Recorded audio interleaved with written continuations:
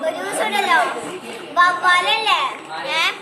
അവിടെ മുമ്പില് പേരായിട്ടുമ്പോ ചത്തോടൊക്കെ തൂങ്ങി ഇങ്ങനെ നടക്കുക വവ്വാല്